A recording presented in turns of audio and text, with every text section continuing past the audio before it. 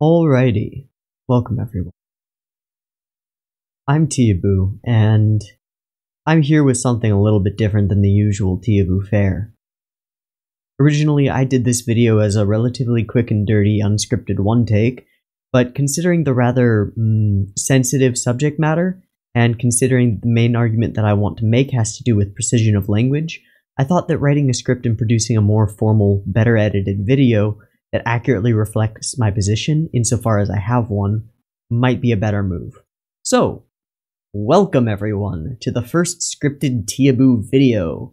I am making this as a direct response to Appabend's recently released video called The Lily Saga Hoopla, in which he argues that the character Lily Hoshikawa from Zombieland Saga is a trap character, not a trans character. I'm also making it as a more indirect response to the comments that have filtered out from his viewers into my own comment section. If you aren't aware, here's a quick rundown of the story so far regarding my experience with Zombieland Saga's episode 8. I reacted to it, as I do, I uploaded the reaction, and I was very quickly made aware by the commenters that Lily is a trans character. I happened to totally miss this in my first viewing. I overlooked the significance of her given name, Go Masao.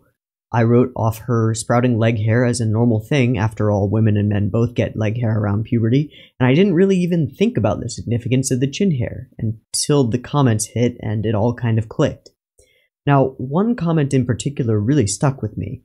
Somebody wrote, "No comment on Lily being a boy and how well they handled it?" And that kind of stuck in the back of my head for a little while, because it made me realize that regardless of my position on transgender issues, or lack of one, I was expected to have and to express an opinion.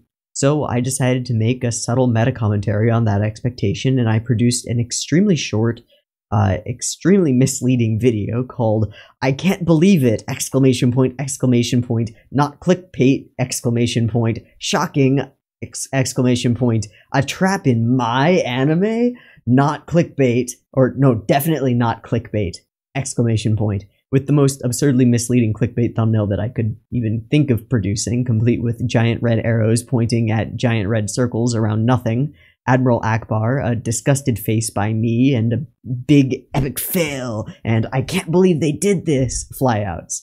I also photoshopped that bulge onto Lily because it was fun. And I hoped that somebody might get that deep and dirty reference to an old meme. In any case, the video itself was about, I think it was less than a minute long, but in the video I introduced myself, I said that I would talk about my opinion on having a trans character in anime, and then I played stock audio of crickets chirping for about 20 seconds while looking around at empty space. Then I said something to the effect of, "I don't have an opinion on it, and if you clicked on this video thinking that it would be controversial, gotcha." Got him! So I realize in hindsight that I could have probably been a little bit more clear about the intent of that video, but I also believe that doing so might have ruined the joke that I was going for. So let me take this opportunity to clarify.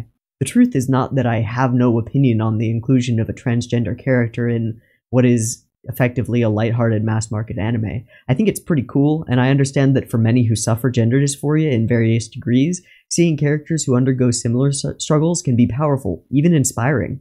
However, I do not believe it should be something worth commenting on. Let me explain. I, Teeaboo, have a dream.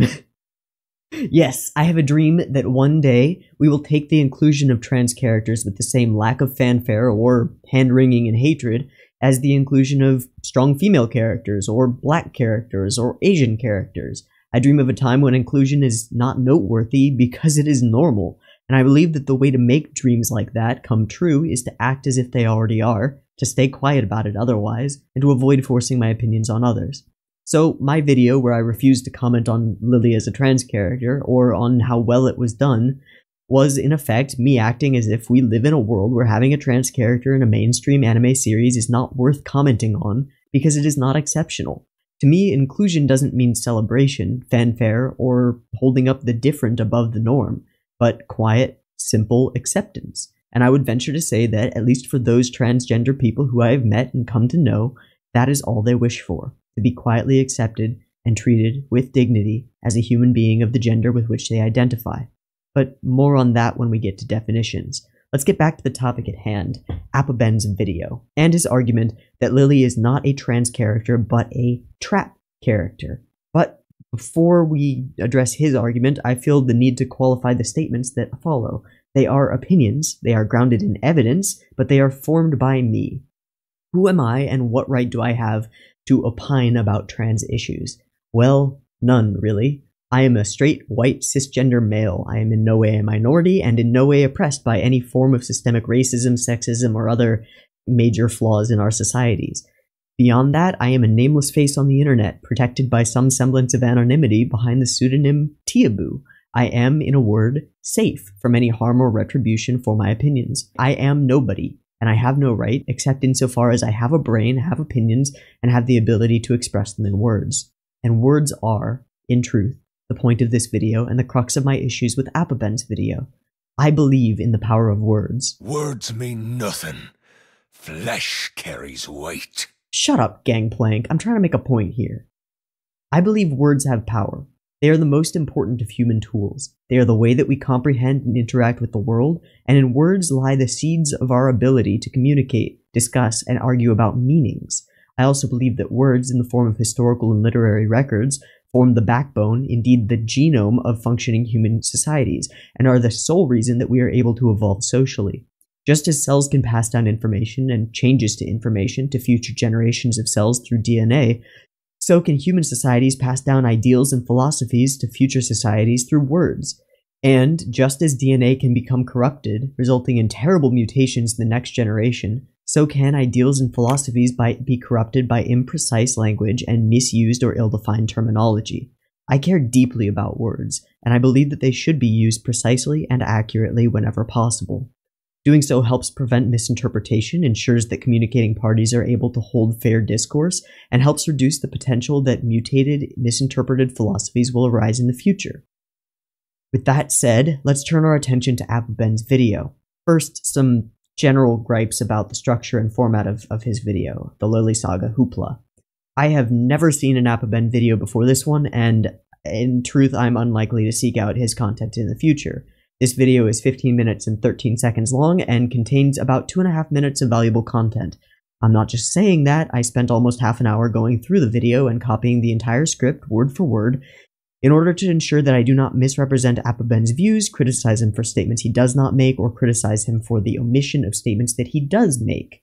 I just wanted to make sure that I am arguing precisely and carefully with the statements he presents exactly as he presents them, nothing more, nothing less. Turns out that this was mostly a waste of time, because as I said, his video is mostly a waste of air and time. There is one single solitary argumentative through line in the video. The rest of the video consists of qualifying his opinion by stating that it is only his opinion, though he also repeatedly states that it is a cold hard fact, explaining how he came to produce this video. There's a lot of controversy around it, so he thought he might as well talk about it, I assume to get them views, talking about how much he enjoys Zombieland Saga, which he does, which is great, an off-topic aside about Violet Evergarden that I didn't really get because I haven't seen it, explaining the general plot of Zombieland Saga, there are idol girls who are zombies, talking about how emotional episode 8 is, calling progressives obnoxious, repeatedly saying, let's get all the facts, before not getting all of the facts, shouting out his patrons, warning people about spoilers, badly misinterpreting the definitions of transgender and gender dysphoria, and explaining that he refers to Lily throughout the video as she because he believes in her and respects her dream of being a female idol. If you're thinking, hey, that contradicts the rest of the video, you're right, but we'll address Appabend's penchant for self-contradiction later. Maybe. Before we talk about his actual arguments, which are presented between 8 minutes 32 seconds and about 11 minutes in the original video, for a total of, as I said, approximately 2.5 minutes of coherent argumentation, we have to talk about definitions. As I said, precision in the use of language is the crux of my argument, and to Appabend's credit, he at least attempts to gain some of that precision by quickly referencing definitions for some relevant terms, using the definitions presented by GLAAD, G-L-A-A-D, which used to be the Gay and Lesbian Alliance Against Defamation, but has since just become the acronym for reasons, mostly I think because they've become more inclusive with trans people and other stuff like that. I have, for the most part, no issues with GLAAD's definitions, but I want to expand on the brief references that Appabend makes to them in order to ensure that we are all speaking the same language here and there are no misunderstandings going forward. Where GLAAD's definitions fall short, and they do sometimes, I will include supplementary definitions from other sources that I believe to be helpful. So, let's start with some important basics, namely the definitions of sex, gender, gender identity, and gender expression. Sex is defined by GLAAD as, quote, either of the two main categories, male and female, into which humans and many other living things are divided on the basis of their reproductive functions. That is, sex is defined entirely by an individual's physical naughty bits. If you have bobs and vagine, your sex is female. If you have a beepus, your sex is male. If you have some combination of the above, you're likely intersex, often colloquially and somewhat inaccurately referred to as a hermaphrodite. If you'd like to know more about the intersex experience, I'd highly recommend reading the semi-autographical book Middlesex by Jeffrey Eugenides. Here's the first line, which hooked me and might hook you. I was born twice. First as a baby girl on a remarkably smogless Detroit day in January of 1960, and then again as a teenage boy in an emergency room near Petoskey, Michigan in August of 1974. Specialized readers may have come across me in Dr. Peter Luce's study Gender Identity in 5 Alpha Reductase Pseudohermaphrodites, published in the Journal of Pediatric Endocrinology in 1975. Or maybe you've seen my photograph in Chapter 16 of the now sadly outdated Genetics and Heredity. That's me on page 578, standing naked beside a height chart with a black box covering my eyes. My birth certificate lists my name as Calliope Helen Stephanides. My most recent driver's license records my first name simply as Cal. I'm a former field hockey goalie, long-standing member of the Save the Manatee Foundation, rare attendant at the Greek Orthodox liturgy, and for the most of my adult life, an employee of the U.S. State Department.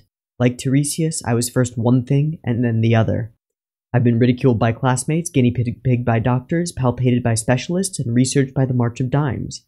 A red-headed girl from Grosse Pointe fell in love with me, not knowing what I was. Her brother liked me too. An army tank led me into urban battle once. A swimming pool turned me into a myth. I've left my body in order to occupy others, and all this happened before I turned 16. Pretty good book, honestly. It's densely written and extraordinarily insightful as a coming-of-age story, regardless of your gender identity or feelings on gender identity. It is also 529 pages, so it's not a small read, but it is a worthwhile one. In any case, sex is defined as either of the two main categories on the basis of physical features, reproductive functions. Gender, in contrast, is defined as, quote, the state of being male or female, typically used, parentheses, typically used with reference to social and cultural differences rather than biological ones, end parentheses, end quote. While GLAAD's definition of gender is accurate, I don't think that it is absolutely clear, so I'm going to include some supplementary definitions here. Oxford expands on it slightly by defining gender as, quote, either of the two sexes, male and female, especially when considered with reference to social and cultural differences rather than biological ones, end quote, but is still somewhat lacking. So we turn, as I so often do, to the trusty Black's Law Dictionary, a favorite among lawyers and debaters for its precision. Black's Law Dictionary happens to have a wonderful definition of gender, defining the term as defined differences between men and women based on culturally and socially constructed mores, politics, and affairs. Time and location give rise to a variety of local definitions, contrasts to what is defined as the biological sex of a living creature. Now that is a helpful definition, and one I would urge GLAAD to adopt, at least in part. It defines gender upon the basis of the cultural and social norms which surround the individual, which serves to distinguish it from the biological basis by which sex is defined. Thank you, Black's Law. Now, for some slightly more contentious and loosely defined terminology, mostly because it's more recent and still being worked out. And let me take a sip of tea, because tea.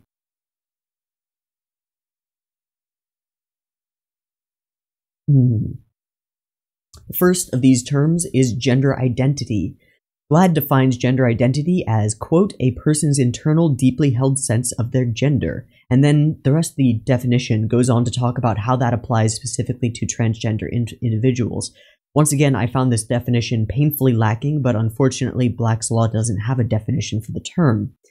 The definition that I found used by the Wikipedia article on gender identity is taken from Morrow and Messenger's Sexual Orientation and Gender Expression in Social Work Practice, and is quoted as, quote, "Gender identity refers to an individual's personal sense of identity as masculine or feminine, or some combination of thereof." USLegal.com defines gender identification as the identity which a person in reality is or which a person perceives to be. It is a self-concept or self-identity made by a person. Gender identity is also known as core gender identity. And here we come somewhere close to my own personal understanding of the definition of gender identity, which, if I may be so bold, I would define as something along the lines of an individual's personal sense of identity as masculine or feminine without regard for socially normative definitions thereof, and not necessarily consistent with their biological sex. That is, it is an individual's deeply held belief that they belong to one gender or another. Clear? Okay. Now, gender expression. Here, I think GLAAD does a fine job, defining gender expression as, quote, external manifestations of gender expressed through a person's name, pronouns, clothing, haircut, behavior, voice, and or body characteristics. Society identifies these cues as masculine and feminine, although what is considered masculine or feminine changes over time and varies by culture. Then GLAAD once again goes on to apply the term to transgender individuals, stating typically transgender people seek to align their gender expression with their gender identity rather than the sex they were assigned at birth. I believe it's important to have clearly stated definitions for each of these four terms before we move on to other terminology which leans on and builds upon their foundations. If any of the terms that I've defined seem unclear to you, I urge you to use the magic power of the internet to go and look them up and read until you're satisfied. Some of these terms are relatively new and their definitions are still relatively fluid, so there is plenty of room for slight variations, but I think the definitions that I've compiled above, in this case previously, will serve as an adequate foundation for the upcoming discussion of the terms transgender, transsexual, and the more colloquial trans, and finally trap. Let's start with transgender. GLAAD's definition is sufficient for my purpose, defining transgender as, quote, a term used to describe people whose gender identity differs from the sex they were assigned at birth. Gender identity is a person's internal personal sense of being a man or a woman, or a boy or a girl. For transgender people, the sex they were assigned at birth and their own internal gender identity do not match. So that's pretty straightforward. To be transgender is to self-identify as a gender that is not consistent with one's biological sex. That is, to identify as female while being born with a beepus, or to identify as male while being born with bobs and vagine. That is all. Note that no reference whatsoever is made to the desire to change one's physical characteristics or even one's gender expression to more closely match one's gender identity. That desire, or actions to carry it out, are not part of the scope of the definition of transgender. They are, however, part of the scope of the definition of the next term on our list, transsexual. As you might infer, while transgender has to do with personal gender identity, transsexual has more to do with physical characteristics. GLAAD defines transsexual loosely as preferred by people who have permanently changed or seek to change their bodies through medical interventions, including but not limited to hormones and/or surgeries. I didn't find that to be the best definition, so I went searching for more, and I found some in Duhame's Law Dictionary, which is even more strict, defining transsexual as, quote, an individual who, by surgery, has undergone a sex change operation, transsexual surgery, or sex reassignment surgery.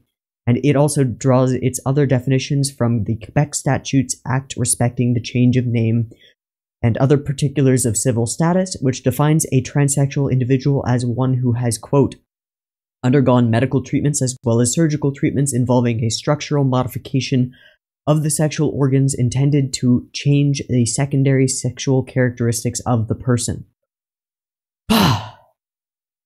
Another definition presented is transsexual people are those who change or wish to change their birth-assigned sex and or gender through medical means such as hormone replacement therapy or HRT and or surgery of the genitalia and or secondary sex traits. So, things like breast implants and gender reassignment surgery. The key takeaway here is the difference between transgender and transsexual as terms. To be transgender is a simple matter of self-identifying as a gender that does not correspond to one's biological sex or secondary sexual characteristics, that is, naughty bits. To be transsexual is to undergo or to wish to undergo medical processes in order to alter the body one inhabits to more accurately reflect one's self-identified gender identity.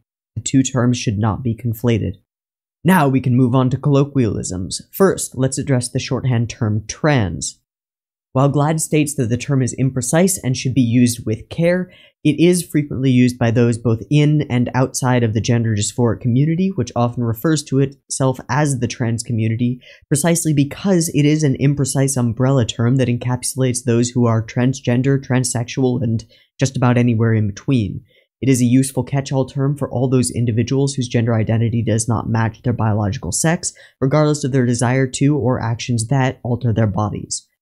Next, the ill-defined term trap. We'll be talking specifically about the trap archetype as it is found in anime and manga, since that is what Appabend discusses specifically in his video. As a side note, the term trap, when used to refer to real-life transgender or transsexual or otherwise gender dysphoric individuals, is considered a derogatory slur, as it implies that those individuals are choosing to express themselves as one gender or the other for the sole purpose of luring otherwise heterosexual individuals into homosexual encounters. This disregards the importance of personal identity and makes light of the pain that trans individuals experience when forced to act as though they identify with the gender that matches their biological sex. Consider, if you will, for a moment, how difficult it might be for you, assuming you are cisgender, that is, that your gender identity and biological sex are aligned, to have to act in all circumstances like the opposite gender. Consider how it might make you feel if you are biologically and psychologically male to be expected to act as female in every public situation. Or if you are biologically and psychologically female, consider how it might make you feel to be expected, even forced, to act as male in every public situation. It would suck, and that's the point. Now, the term trap, as used to refer to specific characters in anime, is, in my experience, used exclusively to refer to characters whose gender expression is feminine, while both their biological sex and their gender identity are clearly male. Usually, in my experience, this character archetype is used as a source of humorous misunderstandings, otherwise straight male characters becoming infatuated with the outward appearance of the trap character, then being shocked and sometimes disgusted at the revelation that the character is actually biologically male and identifies as such. Because there is no formal definition that I can find for the term trap as it refers to archetypal boy-look-like-girl characters in anime and manga, I will now attempt to generate a definition of the term by examining a number of examples of trap characters from shows that I have seen, and only shows that I have seen. The first example is Ruka Urushibara from Steins Gate, a young boy whose physical characteristics are considered quite cute and very feminine, leading both male and female characters to assume that he is in fact female. Ruka, despite his extremely feminine mannerisms, which we could say are his gender expression, identifies as male. He eventually asks Okabe Rintaro to use D-males to alter the circumstances surrounding his birth so that he can be born as female, not because he identifies as female, but solely because it has caused him immense pain to have society constantly mistake him as a girl. Second example, Hideyoshi Kinoshita from Bake to Test. He is considered extremely beautiful by many of the male students, his peers, and one repeated gag in the series consists of the male students dressing Hideyoshi up as a girl against his will, taking pictures of him in revealing positions, and selling said pictures to other male students, much to Hideyoshi's chagrin. The other characters also insist that Hideyoshi change in the girls' changing room against his will again, which generally leads to him changing alone. He is at one point delighted when Akihisa's sister recognizes him on sight as male. Clearly, Hideyoshi identifies as male, despite his appearance and the opinions of his peers. Another example would be Naruto's Haku. After Naruto exclaims that Haku is prettier than Sakura, Haku informs Naruto that he is in fact a male and wants to be known as such. So, despite his feminine features, he clearly has no gender dysphoria. Another example would be Saika Totsuka from Oregairu. He has a feminine appearance and is occasionally mistaken for a female, often for comedic purposes.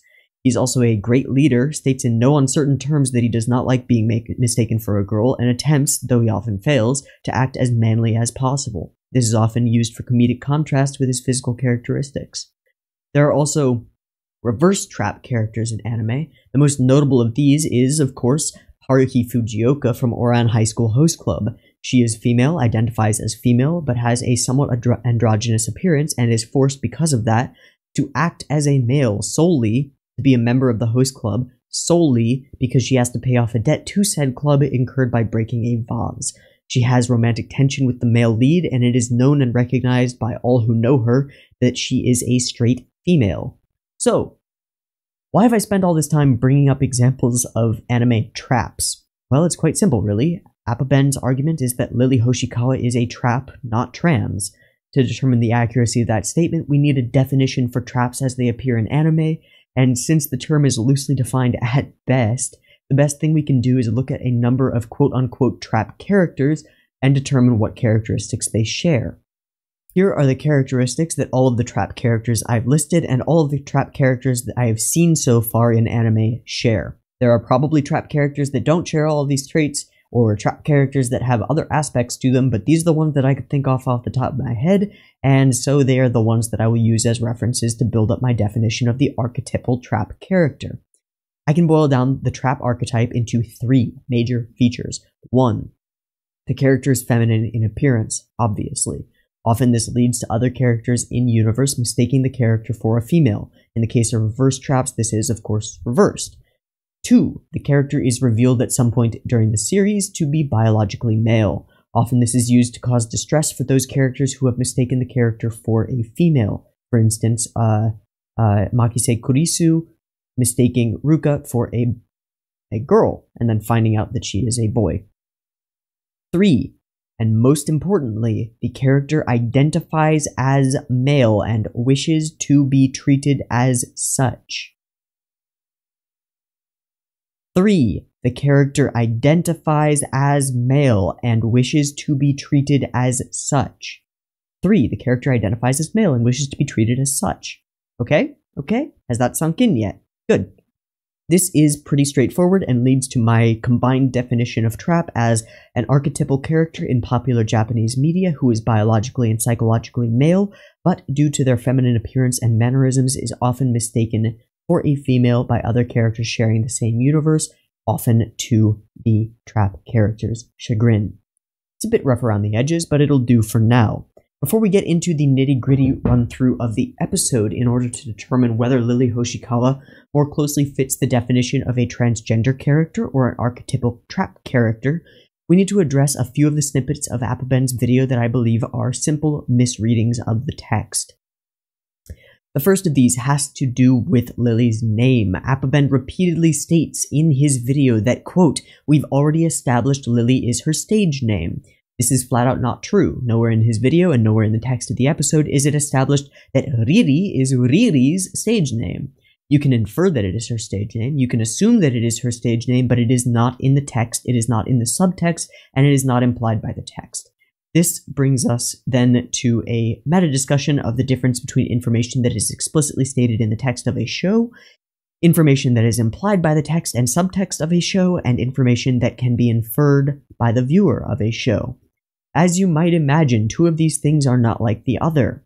That information which is contained in the text of the show leaves no room for argument. For example, Lily is short-statured, is childish, has feminine mannerisms, and repeatedly emphatically demands that other characters call her by the name Riri.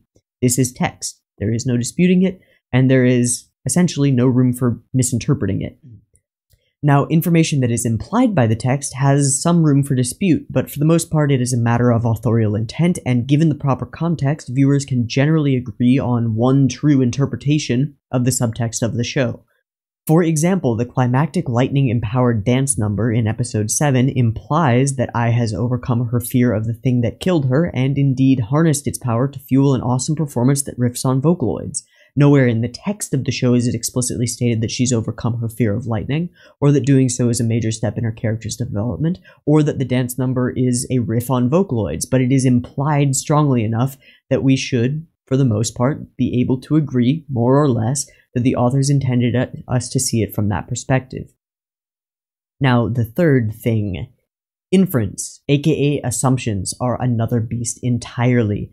Whereas textual content and implied content are put there by the author, once we step into the world of inference, it is a pure free-for-all. You can infer, for example, that Saki hates the rest of the girls. You'd be wrong, but you can infer that. You can infer that Tatsumi Kotaro has raised the girls from the dead for some nefarious purpose. There's nothing in the text or subtext to imply this, but you can infer it nonetheless. Appabend's assumption, and yes it is an assumption, that Lily's name, Riri, is exclusively her stage name, comes out of nowhere, is not established by the text or subtext, and is, I would say, purely an assumption, one which he has chosen to run with and bases a large portion of his argument upon. I say here and now that it is an incorrect assumption created by a misreading of the text, and I welcome him to argue his point and do, as he has claimed to have already done, his best to establish that Lily Hoshikawa is purely a stage name. I would go further and argue that one of Lily's defining features as a character since her introduction has been her repeated emphatic insistence that she be referred to as Riri, usually in response to being called Shrimpy by Saki. Chinchiku janai, Riri des is practically Lily's catchphrase. Her strong insistence upon her chosen female name implies, it is clearly in the subtext, that she identifies strongly with the name Lily Hoshikawa, to the point where she fights Saki over it repeatedly. The second major assumption that Appabend makes is that he assumes Riri's entire motivation for taking on the quote-unquote character of Lily Hoshikawa is to please her father. Now, this is the main argument of his video. As I said, it appears between 8 minutes and 32 seconds and about 11 minutes of the video.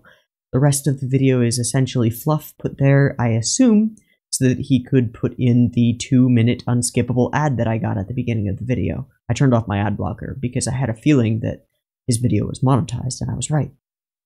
Now, that's not exactly a knock against him. I can't say that I disrespect his hustle, but I don't care for ads, as you may know if you've been watching my channel for very long. In any case, Appabend assumes that Riri's entire motivation for taking on the character, as he puts it, of Lily Hoshikawa is to please her father. This is actually directly contradicted by the subtext and visual text of the episode. The first point against Appabend's interpretation is Lily's outfit. We see Riri interacting with her father in flashbacks, long before she was an idol, before the character of Lily Hoshikawa ever existed. In these scenes, she is shown wearing a knee-length navy blue skirt, an off-white blouse, a bow at her waist, her trademark stars, and ribbons in her long feminine hair. That is, her outfit is modeled after the common uniform of a Japanese elementary school girl with some additional Lily flair for characterization. Her physical characteristics, mannerisms, manner of speaking, and dress is all coded female. This is who Riri is, long before she ever has the idea of becoming a child star to make her father happy. She does not change her appearance or mannerisms in order to fill the role of a young female child star. This is never referenced at all in the scene. Instead, Riri says, "I was cute and great at acting from the start, so every show I was in turned into a magical hit." From this, I infer, and I admit there is room for different interpretation, but I infer and would say that it is implied that the child acting agency that she goes to assumed from the outset that Riri was female and cast her in female roles because of her appearance and mannerisms. The second point against Appabend's assumption that Lily's motivation for being Lily is to please her father is her given birth or dead name, Go Masao, which translates quite literally to Great Righteous Man. We never meet Riri's mother. She seems to be dead before Riri knows her, so we are left to infer that this name is given to her by her father, whose name, Go Takeo, shares a kanji with it and translates roughly to Great Warrior Man. What does this name Go Masao mean? Well, in the context of the show, it implies, yes, implies, that her father expected Lily to grow up to He's a man. When Riri locks herself in her room due to embarrassment over growing leg hair, her father slips and calls her Masao, just before telling her, "You can't look like that forever." This strongly implies, again, not inference, this is implication, it is in the text, that he expects and indeed wishes that Lily will grow up into the manly man he always expected her to become. to which she swiftly responds, "I don't want to look like you, Poppy." Riri is not Riri because of her father's wishes, but despite them. Once you read this scene this way, there's very little room for interpreting it any other way. Riri identifies with her current cute, feminine form and is caused extreme psychological distress by the idea of growing up into a manly man, a body which, we could say, is not consistent with her gender identity. So much stress that she literally dies from shock after finding a single piece of facial hair. Her gender identity is so at odds with her destiny to grow into a hulking manly man like her father that she literally dies.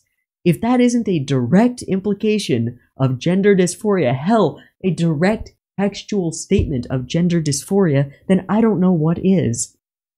So, now that we've effectively established, as Appabend does not, that Appabend's assumptions, first, that Lily's name is purely a stage name, and second, that Riri's entire motivation for being Lily is to please her father, are inaccurate, or at the very least, just assumptions, let's turn to the question at hand. Is Lily Hoshikawa a trap character, or is it more accurate to refer to her as a genuine transgender character? Well, the 3 points that I've used to define a trap character, as we've established, are 1. The character is feminine in appearance, which leads other characters to assume the character is female. Lily definitely fits this point. Until the big hair reveal in this episode, literally everyone assumed that Lily was a girl, self included. Hell, I missed the hair reveal and continued assuming that she was a girl. 2. The character is revealed to be biologically male. Lily also fits this point, as we are made aware that she is biologically male. It is the 3rd point, that the character identifies as male and wishes to be treated as such, where Lily absolutely does not fit the trap archetype.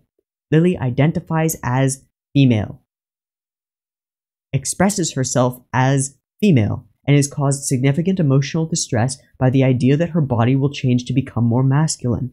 The same stress that is felt by individuals with gender dysphoria in the real world who find that the physical forms they inhabit are not reflective of their internal, self-identified gender. This point alone prevents Lily from fitting the archetypal trap character, and this point alone is sufficient to consider Lily a well and truly transgender character. Remember that the definition of transgender is a person whose gender identity differs from the sex they were assigned at birth. Lily was born with a penis, and given the name Go Masao, the great righteous man, at birth. Lily, however, identifies as Lily, a cute girl. This is clear-cut and leaves little, if any, room for debate. Lily Hoshikawa is a trans character, not a trap, and that is that.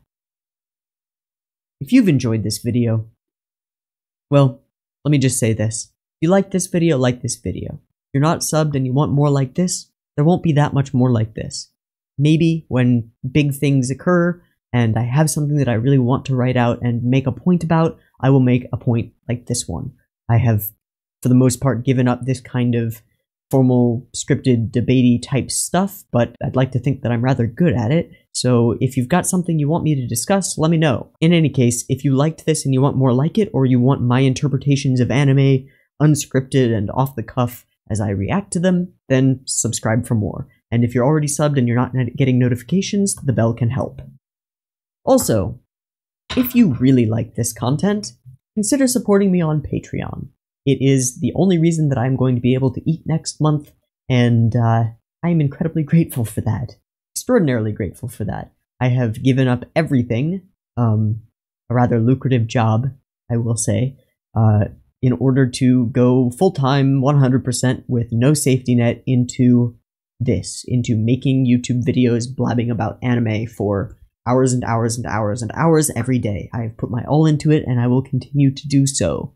So, if you want in on the discussion Discord, or just want to support me in what I do, or you want early access to my reactions, Patreon. It's a thing.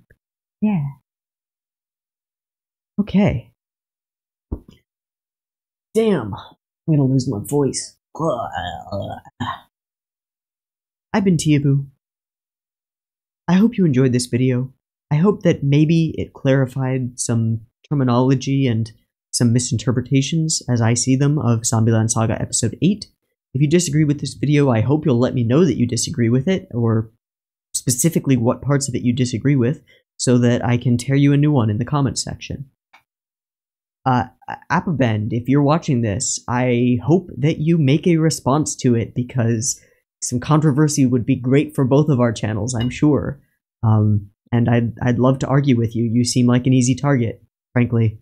You're not very good at what you do. Cruelty with purpose, boys! Sorry.